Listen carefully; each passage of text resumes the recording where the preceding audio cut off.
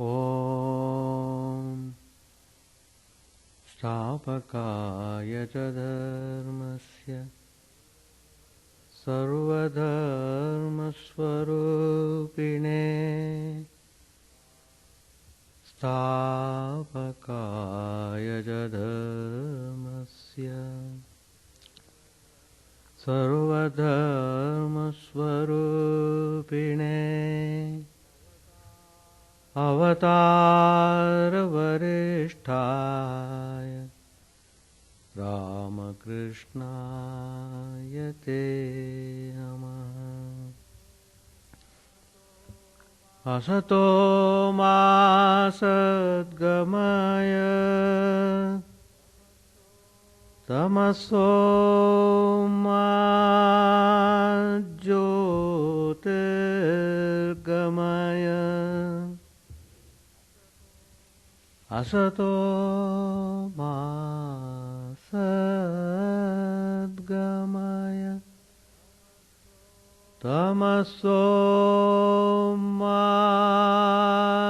Jyotirgamaya Mrityorma Mritangamaya Om Shanti Shanti Shanti. Let us offer our salutations to Sri Ramakrishna, the embodiment of all religions, the establisher of universal religion. Let us pray that He may lead us from unreal to the real, from darkness of ignorance to the light of knowledge, from death to immortality. Peace, peace, peace be unto all. Today's topic, Vedanta according to Swami Vivekananda.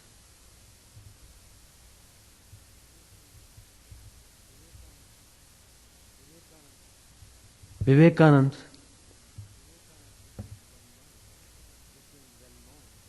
became well known to the whole world on account of his fantastic message of Vedanta.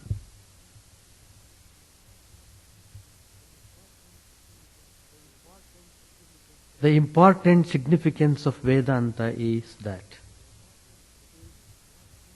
it is not simply a theoretic proposition. It is a way of life. Vedanta is the way of practical spirituality to take us from unreal to the real, to take us out from the darkness of ignorance to the region of light. It is a way to give us enlightenment, peace and joy in the life. By approaching Vedanta, we would be able to pass through whatever hurdles, sufferings, problems, difficulties that we might have to pass through in the life. Vedanta is based on principles. It is based on absolute reality. We can appreciate and understand Vedanta only when we become intensely practical in the spiritual life.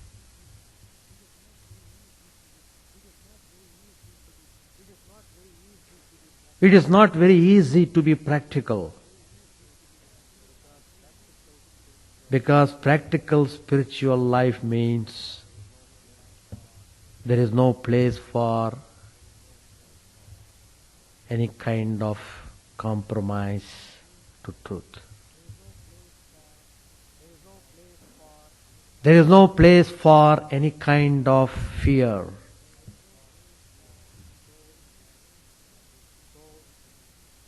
So it is described in the Upanishads that the spiritual path is like walking on the razor's edge. Why? Because it demands us that we should be extremely watchful in practicing disciplines. Little carelessness may lead us to drop down from the mountain heights of spirituality.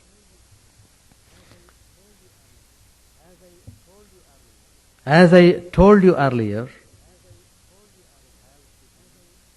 we have to be practical in following the disciplines to enjoy the spiritual fruits of real peace and joy in this life. So, the first principle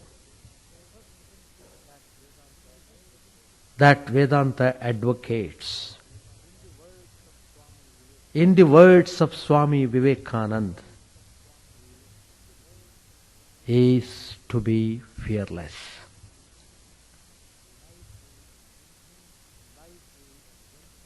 Life is an adventure.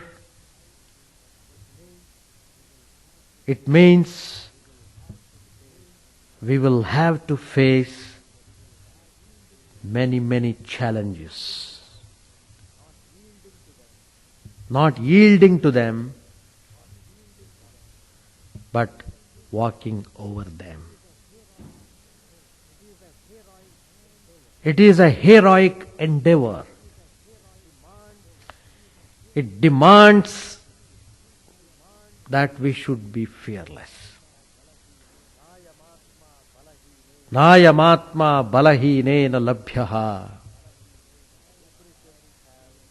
The Upanishads have very clearly emphasized this particular aspect. One cannot have the experience of the Atman, the spirit, if he is weak, if he is afraid of.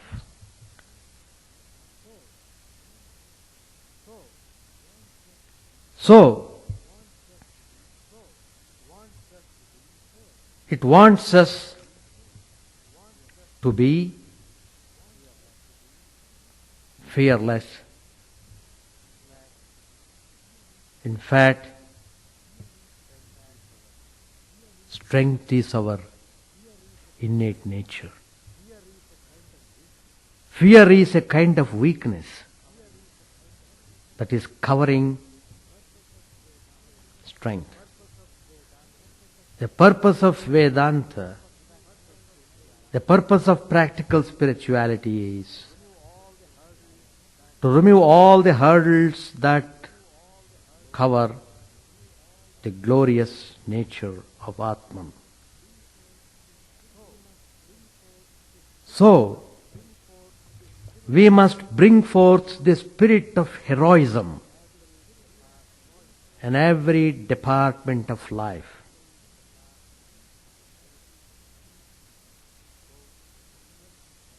So, that is the first important aspect, to measure ourselves whether we are really following the path of spirituality or not. Whether we are based ourselves properly on the principles of Vedanta. The second important faculty to help us go forward in the spiritual path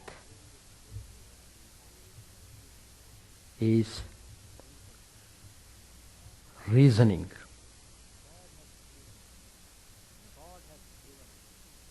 God has given us the most wonderful faculty of trying to figure out what is good, what is bad, what is real, what is unreal, what is truth and what is untruth,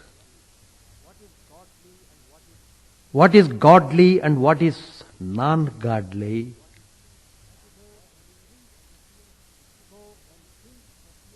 So, when things appear in front of us, it is buddhi, the intellect, the power of understanding, that is very important. If buddhi is dull, your journey in spiritual path is obstructed. Sometimes we become blind to reason on account of our deep attachment to the things of the world, to various affairs surrounding us. Because of our identification towards the things that drag us down to the worldly matters. So we have to find out how to sharpen, how to keep our buddhi in proper position to reason out thoroughly and then act upon.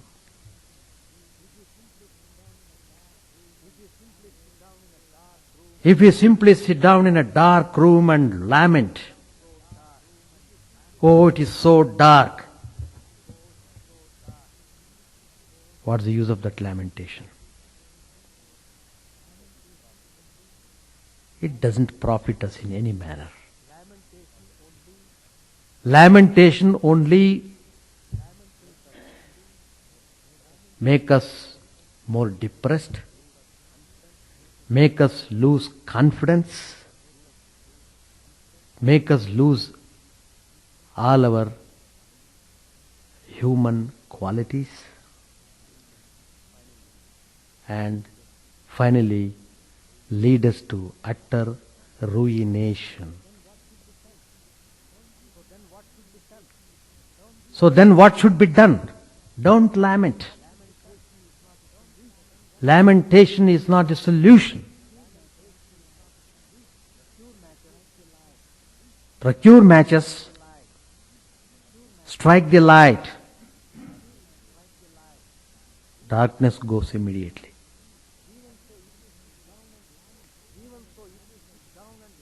Even so, if we sit down and lament that our bodies are imperfect, that our souls are imperfect,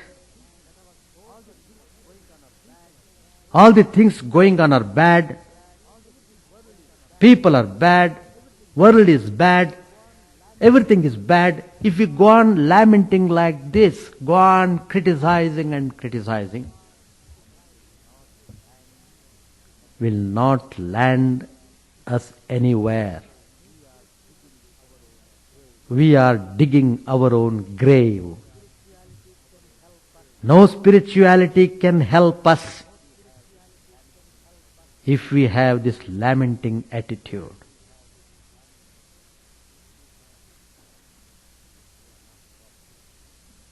We are not profited by such feelings. So what is to be done? We must call forth the light of reason. Light of reason.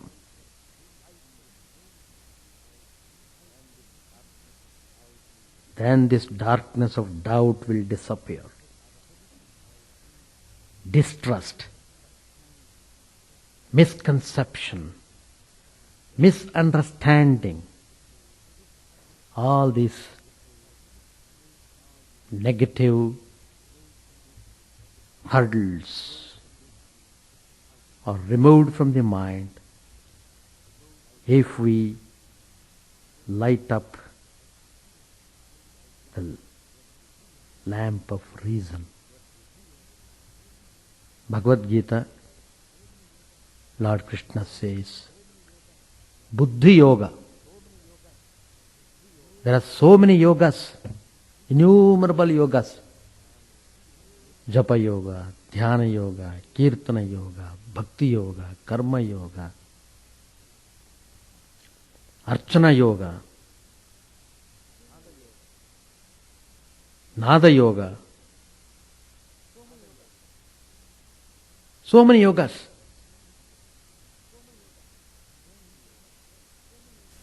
Buddhi Yoga, Bhagavan says. Bhagavan himself has given Karma Yoga, Jnana Yoga, Bhakti Yoga, Dhyana Yoga. And Bhagavan himself has said this Buddhi Yoga. Whatever yoga we practice, Buddhi is very important. We become mad, we become foolish because our intellect is not in proper shape. We have not taken proper steps to improve our intellect. So that is why Swami Vivekananda is giving primary importance for this faculty of reasoning, which Sri Krishna has declared in the Bhagavad Gita.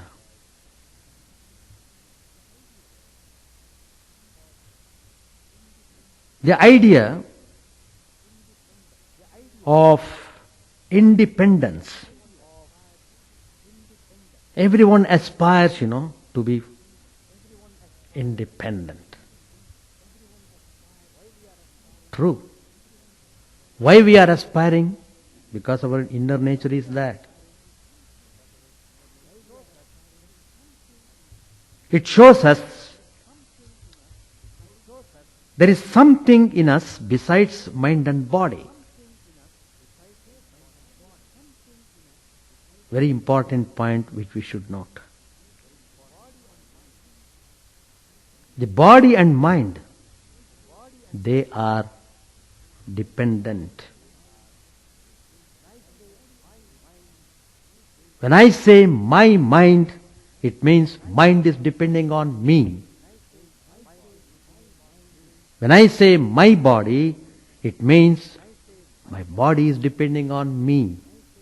Without me, my body has no meaning, my mind has no meaning, my world has no meaning, there is no meaning for anything. Everything gets its meaning provided I exist. Provided there is connection between me and all the things. So who is that me? Who is that I?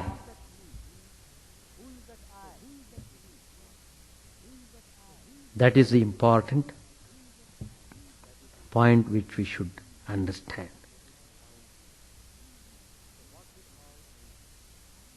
So what we call the Atman, the spirit, the indwelling spirit of every entity that animates us in so many types of activities, is an independent factor that creates this wish for freedom. So we should aspire to have that direct experience of the Spirit within ourselves.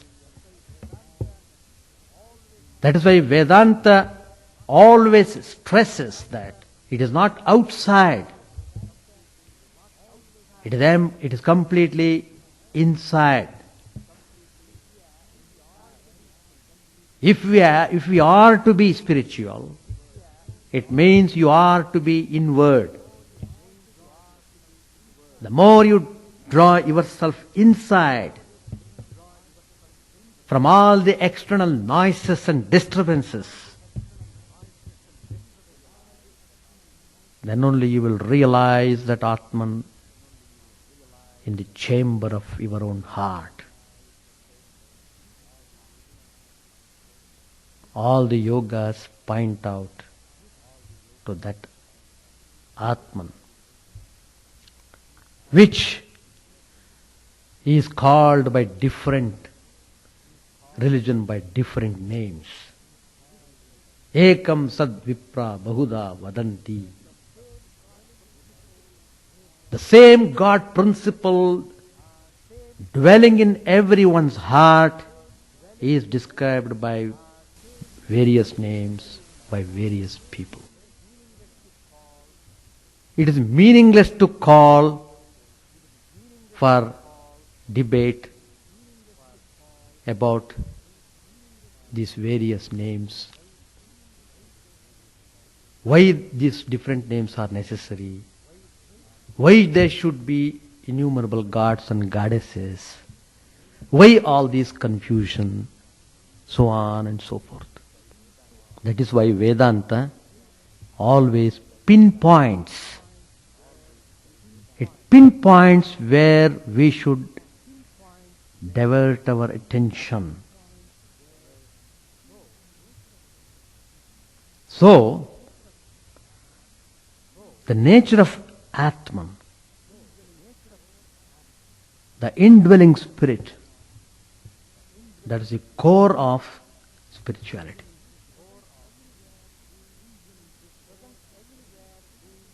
It is present everywhere means it is in everyone's heart.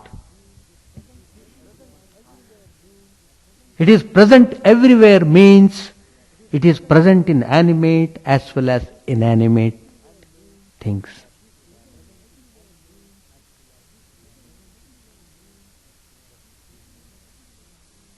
That's the beauty of this universal consciousness, which we call in Sanskrit Vishvatma, Sarvabhuta Antaratma, Paramatma, all these signify the glory of the ever-presence, divine in every part of the creation. To give an example, suppose there are 10 earthen jars of different shape, different color, different form.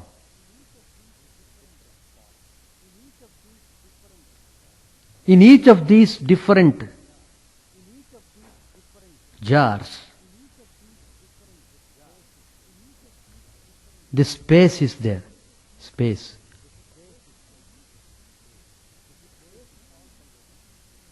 The space is all pervading, but it is confined in a particular jar, in a particular shape, in a particular form, and the vast infinite space is looking as if it is limited, it is confined in that particular shape because of the form of the earthen jar in that particular way. All our different forms here we are sitting, we are all like different earthen jars. The space which I told, the infinite space, is the same space in the earthen jar. In the same way, the indwelling spirit, the consciousness, the Atman is ever present everywhere, and so it is present in all these entities. We are sitting here, looking as if we are all different. It's all apparent differences. Apparently real, really unreal. From the point of view of consciousness, all these forms have no meaning. All your individuality, individual sense have no meaning. I want to maintain my individuality. What is this individuality you are talking for? Where is that individuality when this form is gone?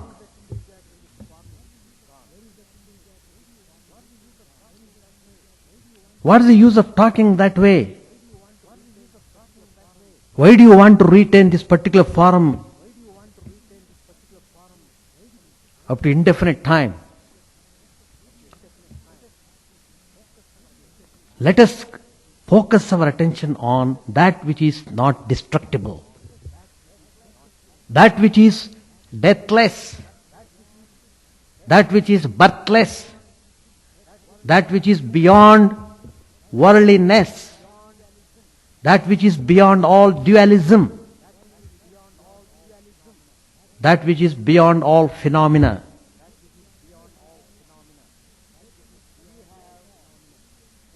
We have taken this particular form to experience that infinite universal consciousness which is ever present in everyone's heart, which I told you already. By practicing Vedanta in practical life, not indulging ourselves in worthless matters, destructing our spiritual aspirations, so Lord Krishna defines this Atman. Again in the Gita, Bhagavan says, Nainam chindanti shastrani, Nainam dahati pavakaha, Nachainam kledayantyapo, Nashoshayati marutaha. This indwelling, shining light, which we call Atman, is not cut by sword. is not wet by water. It cannot be blown away by the wind. It cannot be burnt down by the fire. That is Atman.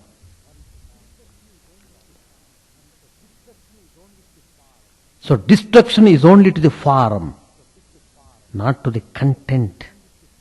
The container is destroyed, not the content. So when I give up this body, which we call death, the container is gone, but the content is alive. It takes another form, it takes another body, it enjoys. Again it tells, in another body it tells, my body. As if that body is his for permanently. Again that body drops off. Again it takes another body. Again it tells, my body. Where is the end for that? That means everything is yours. So the I and my idea comes because of my identification, then only I say it's my. My chapel, my religion, my country, my people, my. Go on adding anything, whatever you want. So it means that identification. Because we identify ourselves to certain things, immediately I project myself and I tell mine, my car, my house. When you leave that house, you will never say anymore my house, because your identity is gone. So we have to have this Vedantic approach. No heroic achievement can come to us if we keep on hugging this perishable body all the time.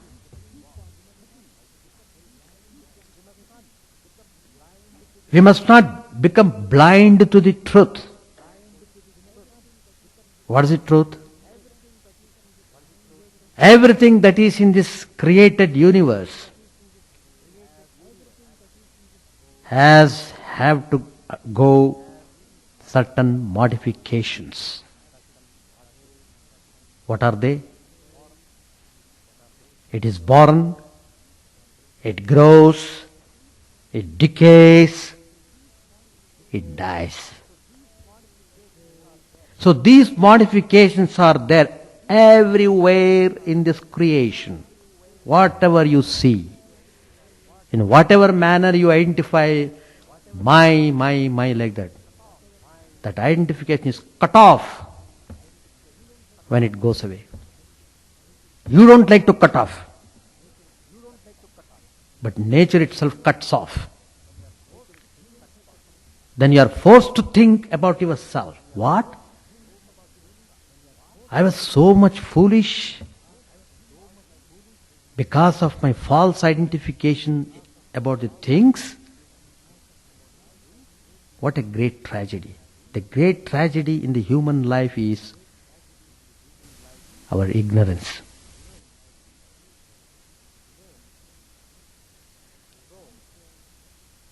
So, Vedanta focuses our attention to destroy this cloud of ignorance covering the light of knowledge. Tamasoma jyotirgamaya. That's the meaning. So,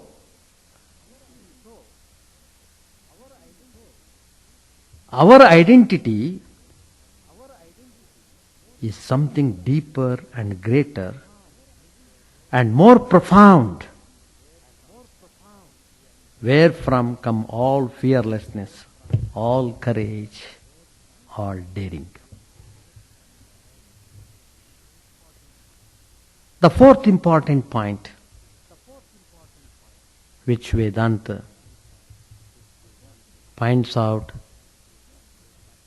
Swami Vivekananda has advocated. All these important cardinal points of Vedanta. In his famous talks on the subject Vedanta. If you have not read, please go through the complete works of Vivekananda. First of all, we should know what it is. The first discipline in spirituality is to hear properly what is what. It is a discipline. We are very eager to hear bad things. We are very eager to spread bad rumors. We are very eager to allegate false things. We are very eager to pick out faults in others. But you can't enjoy the practice of spirituality if we divert mind this way.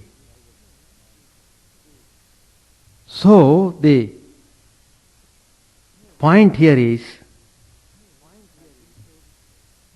that we should therefore try to hear proper way, proper things which are elevating, inspiring. That is the first discipline. The first fundamental discipline of Vedanta is Shravana. That's a Sanskrit word, Shravan. Shravan means to hear. Bhadrang karnebhi shrunuyama devaha. Bhadram pasye makshabhirya jatraha. Let our ears hear auspicious things. Let our eyes see auspicious things. We are getting all information through our senses. Let us try to get the good impressions and good things and process it in our mind. So Shravana is very important.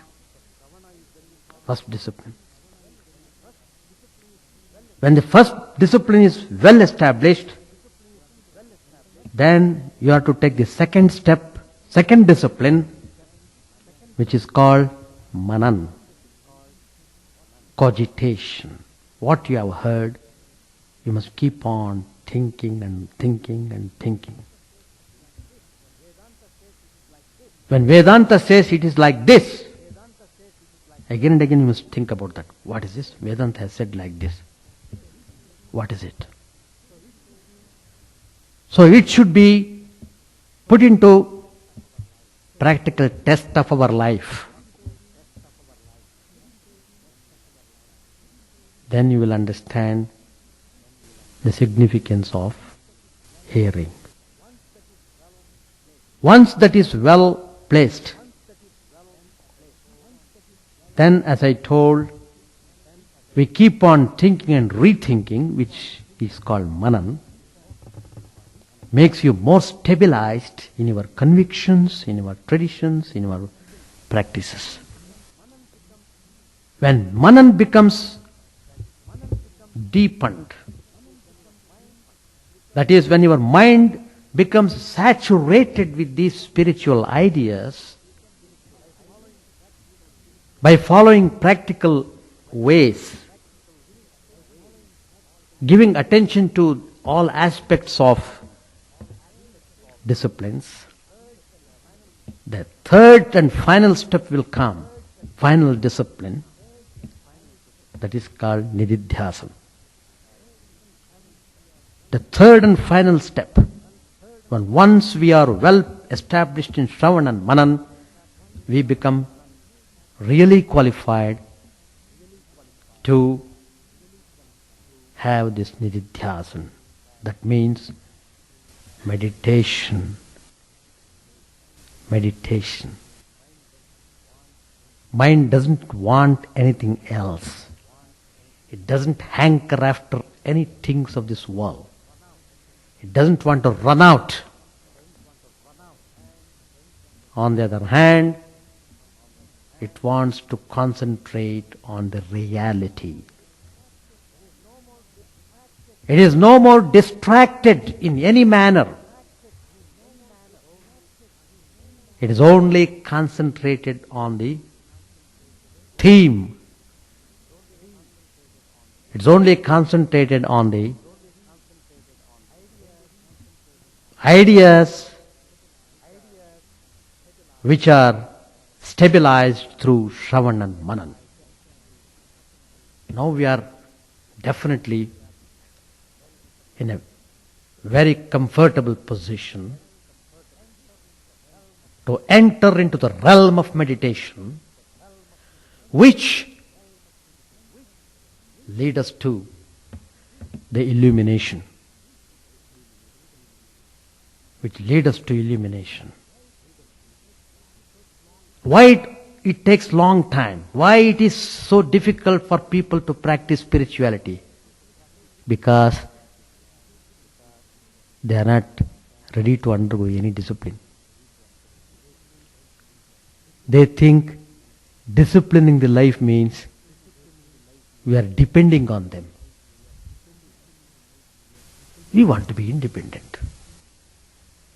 Many people abuse the word independence to the extent of indulging in all sorts of doing things in a reckless way. Whatever it does is correct.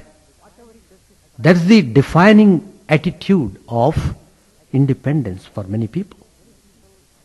For many people, ego assertions are considered independent. For many people, self-importance is called as independence. So various types of defining independence have lodged us in utter confusion about independence itself. So, we are talking of spirituality, but we are not in it, we are not part of it, we are not practicing it. The whole thing is a mess. Without discipline, we should forget about spirituality. Spirituality has not started for us. So, that's why Vivekananda has pinpointed all these things, irrespective of caste, culture, race, whatever it is. If you want to have that experience of Atman, if you want to enjoy, if you want to understand, if you want to realize the real meaning of independence, you must have to pass through this rigorous discipline of Shravan, Manan and Nididhyasan. Then you are coming face to face with the Spirit, with the all-pervading infinite consciousness. You feel in that highest state that you are that Tattvamasi. You feel you are that infinite consciousness. You no more feel you are just a little river. No. You feel I am the ocean itself. Because you have become the ocean. The river remains as a river till it joins the ocean. Once it has joined the ocean, the waters of the river have become one with the waters of the ocean. Then it is no more a river, it is only ocean itself. If somebody asks, who are you? I am the ocean. Suppose I am having two arms because of this form. Suppose by some spiritual miraculous power I have 20 arms. That means my power is increased, because in 2 arms itself, how much power I have got? 20 arms means my power. Bhutatma tasmai Shri Gurave Namaha. The Atman which is dwelling in myself, which I am calling my Atman, is the Atman of everyone. This truth is realized by passing through Shravan Manana Nididhyasan. So when I come to this final realization, then there is no question of hatred. There is no question of animosity. There is no question of darkness. There is no question of partisan attitude. There is no question of partiality, all such things. All this nonsense just melt down. That is why a person of realization belongs to everyone in the world. He belongs to the world belongs to him. That concept is very important. That is a Vedantic conception. I should not say I belong to India. I should not say I belong to America. I should say I belong to the world. Because I belong to the world, by the virtue of which I have become American, Indian, Korean, Russian, etc., etc. The basic quality, the basic conception is I belong to the world. So you must start with that universal concept. Then only you will understand and appreciate the importance and significance of Vedanta. So joy and happiness and all these things, they are to be realized within our own self. So Vedantic way of life is inward journey.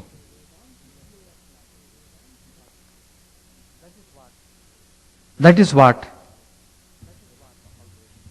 Vedanta always emphasizes.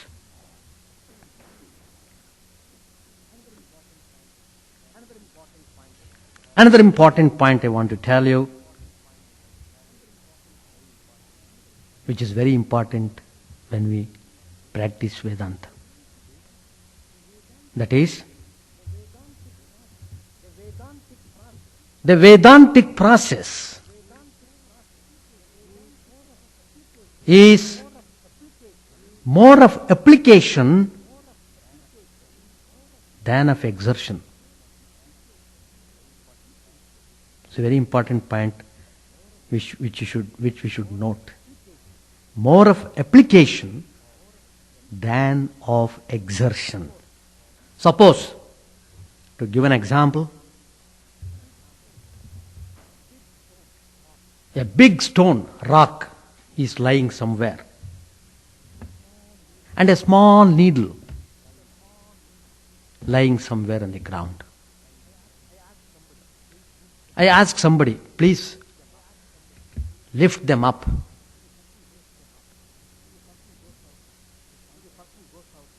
So the person goes out to find out what Swamiji has told me. He asked me to lift that particular stone of that size and a small needle. Both are laying on the ground. So finding out the rock is not a big deal. It is very easy. Very easy, because as soon as you go out, you immediately see the big rock is lying there. But to lift that rock, you have to exert a lot, because it has got so much weight. That's one thing. The other thing is needle. How do you find the needle? Small needle. Even in daylight you may not be able to find out. Probably you may need some torch, some powerful torch, so that you can clearly scrutinize the things lying on the ground. That means lot of application. But once it is found, it's very easy to lift out. Similarly, the Vedantic process of sublimation requires more of application than of exertion. The difficulty is that we are not prepared to apply ourselves to this search. Once we start in right earnest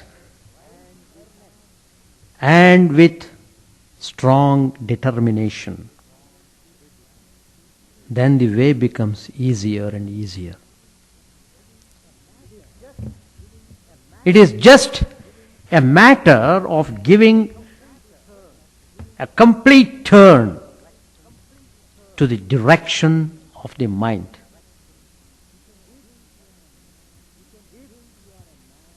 If you can think you are a man or a woman,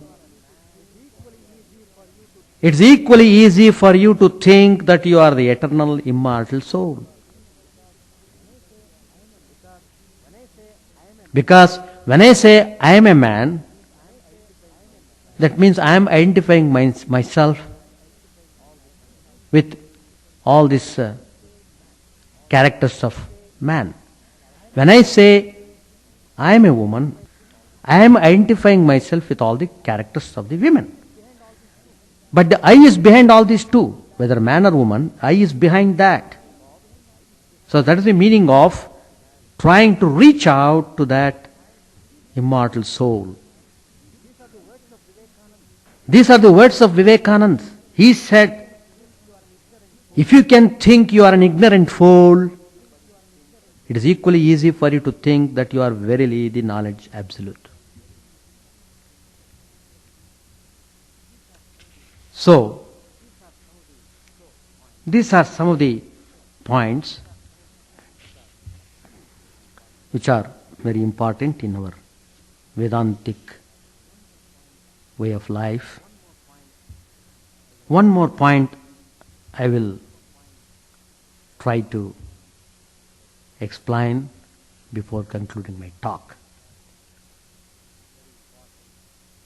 Very important, that is necessary.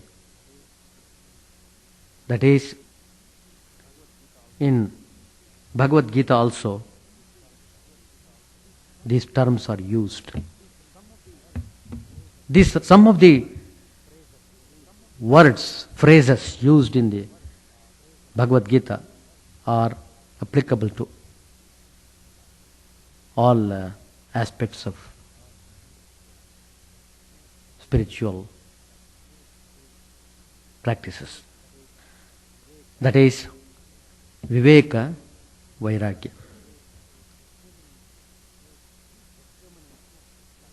Discrimination and dispassion. We have to have clear Viveka, means right understanding, distinguishing between real and unreal, reject whatever that is unreal, reject whatever that is harmful, reject whatever that is not taking you towards reality. That's called discrimination. Dispassion is Vairagya. You see in the life so many sufferings come. People die. Husband dies, wife dies, child dies. So many deaths come. Disease come. One after other comes. It is not that, just this difficulty has come, probably it will be wonderful afterwards. No, immediately after we may have another difficulty. There are people who have passed through series of difficulties, as if all the difficulties are concentrated upon that particular individual. As if. There are cases like that.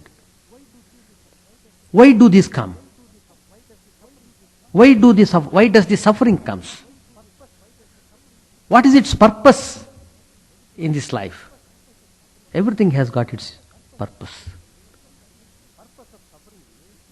The purpose of suffering is to make you understand, to educate you, so that you may learn that this is the nature of the world.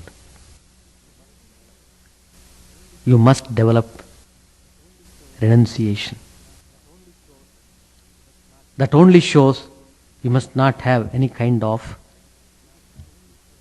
identification with these things. That means why the suffering comes is because we are attached to that. So the suffering comes. Suppose there is a neighboring cat. You see that cat is killed by some accident. Just you see it, you feel sad for a second. Then it's gone. Because it is neighboring, the cat belongs to neighbor. You don't have so much of identification or attachment, whatever you call. But suppose that cat is your own cat.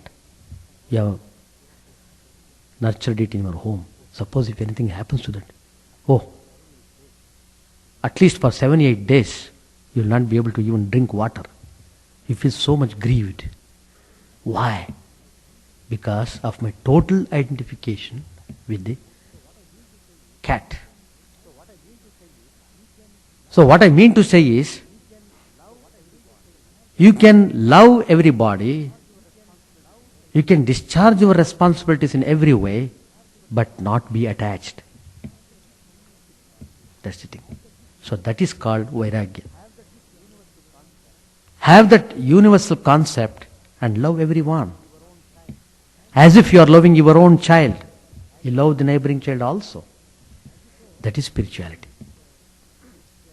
So, this discrimination and dispassion are very important. I will give one example. Man loves his wife. An ideal husband loves his wife. Now, for some reason, the wife suddenly passes away. She dies. Now we should take this example. This can affect the mind of the husband in two ways. The first way is, he can think, I have lost everything. It is not worthwhile living. So this idea comes to his mind. So that's why he becomes very depressed. In fact, if God were to come, he is ready to give up his life also. Let me go to the place where my wife has gone. There are people who talk that way because they are so much attached to that. It means that the wife had the capacity to lead the husband to the mistaken notion that she was indispensable to him and make him despair of ever being happy again. Now, what is the second way? This is the first way I am telling. I told you it affects in two ways. The second way is like this. The husband can think, well, that entity which I had all along been thinking as real has betrayed me. Instead of pivoting my life on something transient and impermanent, I must go to that reality which will never betray me. I must not depend on anything ephemeral to give me joy, because that joy can only be fleeting and unreal. Only something permanent can give me permanent joy. See? So the same wife can also be instrumental in removing the misunderstanding of the husband. That's the point. So now, therefore, dispassion is a natural, spontaneous dissociation or unattachment to the things of the world, which I called Vairagya. Discrimination, that is called Viveka. What is that? It is the critical analysis of the world to know what is real and what is not real. Discrimination and dispassion. Viveka, Vairagya. They are like the two wings of the bird, essential to soar high up and get into the top of the mansion called liberation, the supreme abode of peace and bliss. Acharya Shankar has given this statement in Vivek Chudamani. Vairagya bodhau purushasya pakshivat pakshau vijanihi vichakshanatvam vimukti saudhagra taladhirohanam tabhyam vina nanyatarena siddhati. This I have explained in English right now. With these words, I conclude my talk today. Thank you. The benediction. May our learned mothers inspire us with their righteous deeds. May the learned people of noble thoughts guide us. May the omnipresent Om bring us peace and healthy life. May this air be peaceful. Om, peace, peace, peace be unto all. Now this English translation is done from the Sanskrit verse which I am reciting now. This is from Rigveda. Shanno aditir bhavato vrate bhishanno bhavantu marutas svarkaha shanno vishnusamupushano astu shanno bhavitram samvastu vayuhu. Om Shanti Shanti Shanti. Harihi Om Tat Sat. Sri Ramakrishna Arpanamastu.